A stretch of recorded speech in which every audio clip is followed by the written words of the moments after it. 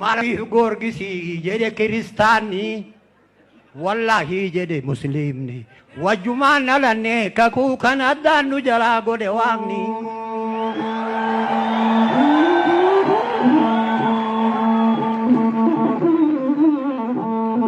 Kakuu kan addaan nu jalaa godhe waaqni. Adaraa yaa Rabbi sumaa tawwatwaata ergaa Rabbii dhuftee yaa lubbuu tamtaata yaa lubbuu tamtaata.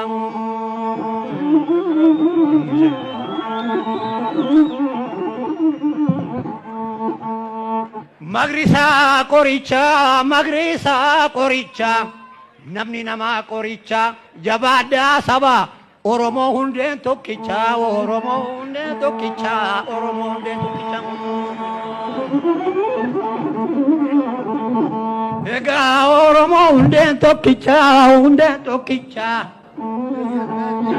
birraanis bariite habaaboon biqilte bishaan hirrate kunis baalee dhufe kun arsii dhufe kun shawaa dhufe ijji nagaa baga olli agarte bal'oo molte.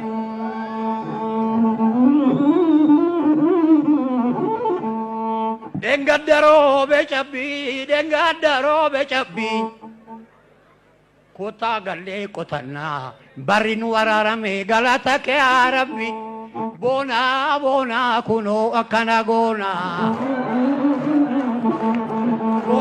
boonaa kunoo akkana. Ijoolleen Oromoo dhufte jaldeessa gonfatte daamee maalli shaggan. Boonaa kunoo akkana goonaa.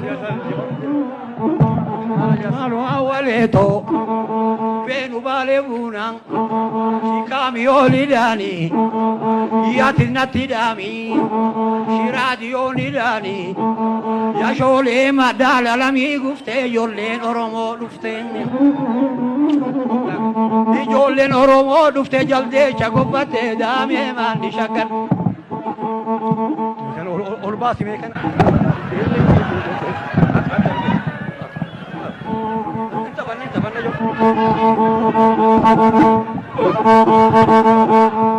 Ya Zambaba Zambo Oromoo waa butaka jeelee harramoo Asham Ya Zambaba ummanga echa bakki wal gayi suniyaa gurbaa.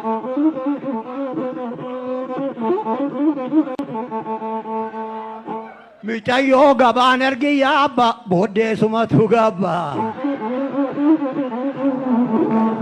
Yaa jorrole maaloo jaarsi looniin eegu dhimma marrachiisa hambara nan beeku shiwallu sassachiisa boonaa eroorra gadayyoonaa. Ijoolleen Oromoo dhufte jaldeessa gonfatte daamee maalli shaggan. Biyya dammeetiya boonaa kunoo akkana goonaa.